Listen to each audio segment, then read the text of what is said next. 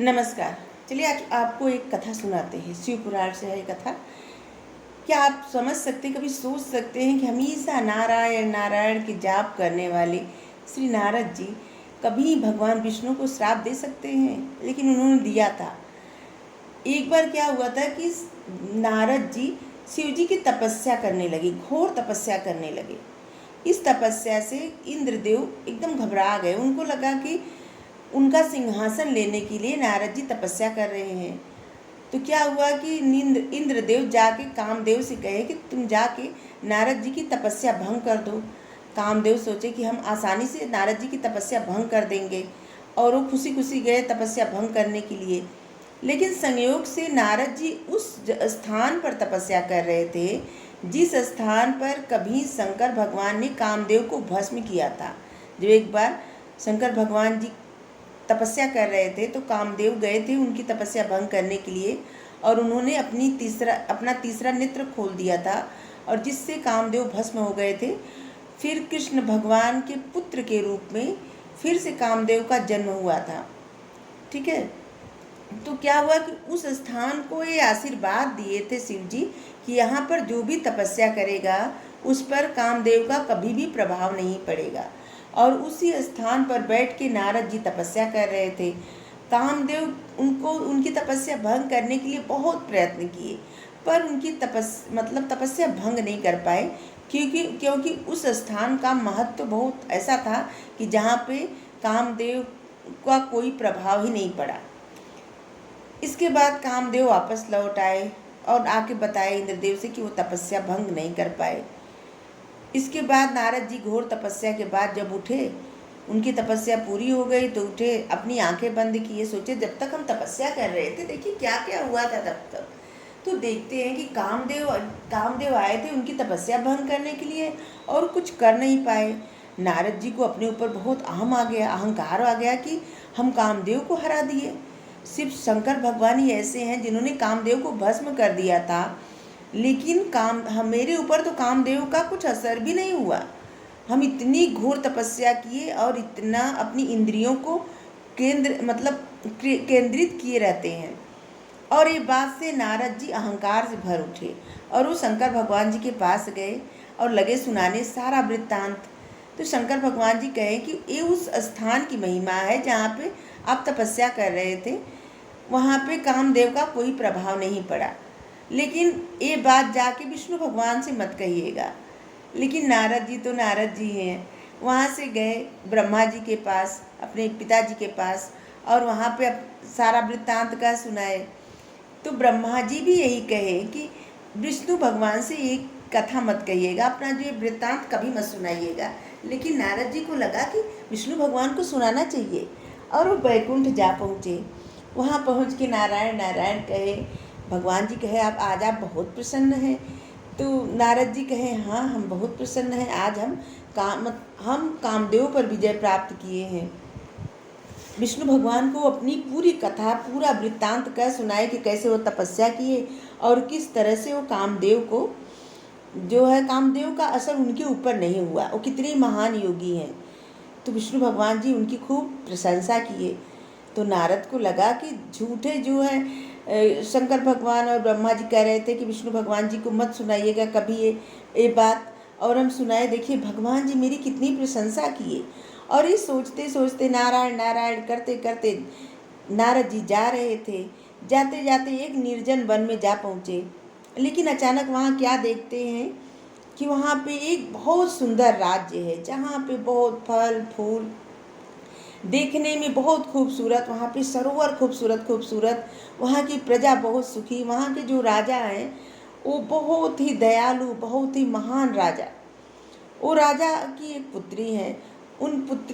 उनकी जो है उसी दिन राजा की पुत्री मतलब राजकुमारी का स्वयंवर था। उसी दिन राजा की जो पुत्री थी राजकुमारी, वो बहुत ही गुणी और बहुत ही खूबसूरत थी। ये देखकर नारद जी उस राजा के पास जा पहुँचे, महल में गए। राजा जो है नारद जी का बहुत आदर सत्कार किए, महर्षि करके उनकी बहुत सेवा सत्कार किए, और अपनी पुत्री को बुलाए कि हे पुत्री आके महर्षि को प्रणाम करो, आशीर्वाद ले लो। उनकी पुत्री आई और महर्षि नारद को प्रणाम किया, आशीर्वाद ली। लेकिन वो इतनी खूबसूरत, इतनी गुणी थी कि नारद जी उनको देखते ही रह गए और नारद जी उन पे मोहित हो गए। अब नारद जी को लगा कि वो वर के रूप में राजा की कन्या जो है राजकुमारी जी, वो उन्हें ही चुने और किसी को न चुने। इससे मतलब इस प्रकार नारद जी उन पे मोहित हो गए राजकुमारी पर कि उनको और कुछ समझ में नहीं आ रहा था।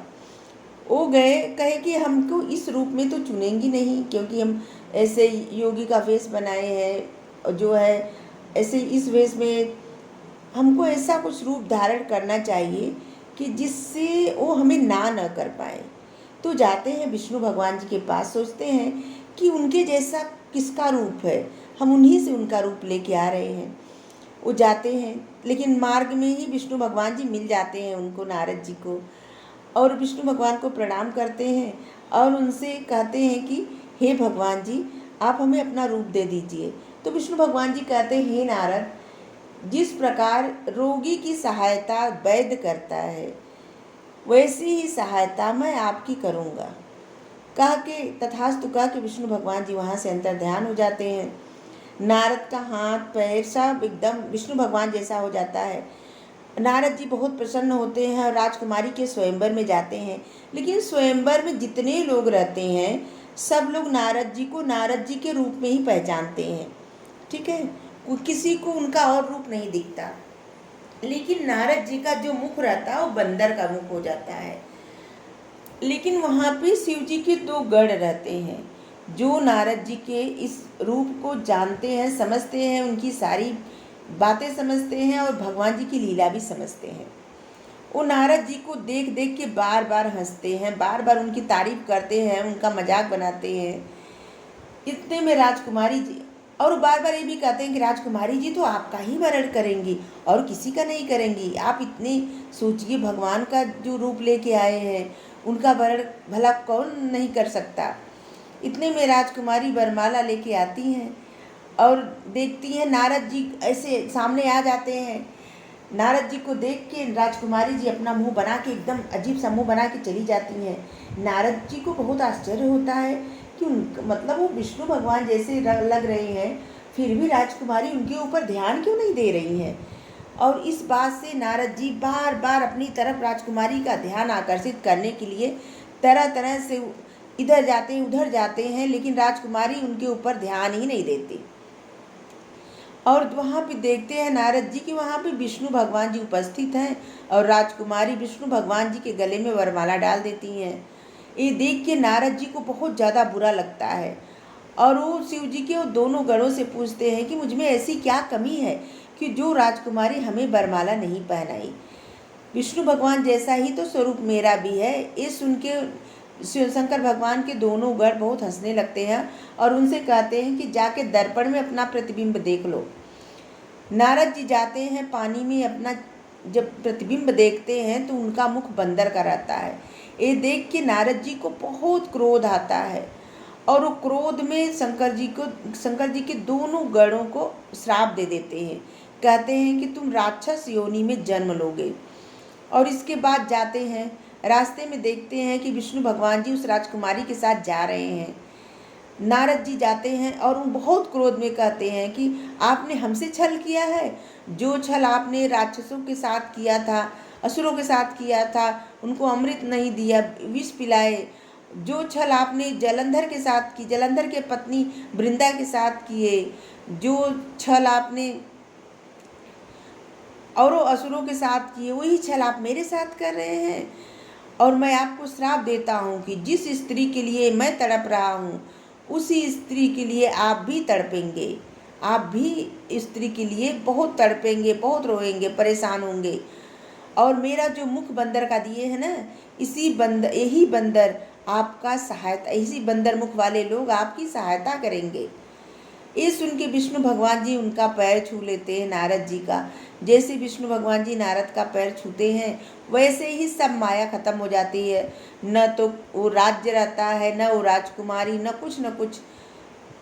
अचानक नारद जी को सब समझ में आ जाता है। ऐसे लगता है जैसे नारद जी सो करके जागे हैं और नारद जी को बहुत अफसोस होता है। तब उनको याद आता है कि वो तो एक योगी हैं और एक ब्रह्मचारी हैं, एक नारी पे इतने मोहित हो गए, कैसे? ये सब भगवान जी की ही लीला है।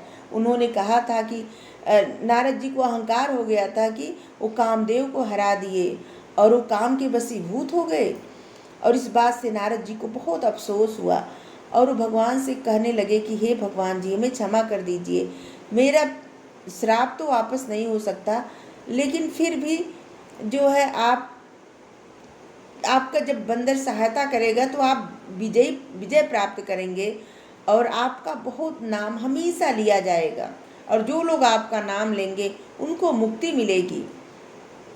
इसके बाद शिव जी के दोनों गण आके नारद जी से माफ़ी मांगने लगते हैं। कहते हैं कि हे नारद जी, हमें क्षमा कर दीजिए, ये सब भगवान जी की लीला थी और हम क्या कर सकते हैं। तब नारद जी कहते हैं कि हे शिव जी के दोनों गण, तुम्हारा जन्म राक्षस कुल में जरूर होगा, लेकिन तुम तब भी शिव जी के अनन्य भक्त रहोगे, महान भक्त में गिने जाओगे, और रावण और कुंभकर्ण के नाम से तुम विख्यात होगे। और प्रभु जब श्री राम जी का रूप लेके जन्म लेंगे, तब उन्हीं के हाथों तुम्हारी मुक्ति होगी और तुम मुक्त हो जाओगे। और इस प्रकार नारद जी ने प्रभु को कैसे श्राप दिया था, किस तरह से नारद जी का अहंकार टूटा था, आज यही कथा थी। तो जिसको भी कभी अहंकार किसी चीज़ का हो जाता है तो प्रभु उसको समझा देते हैं।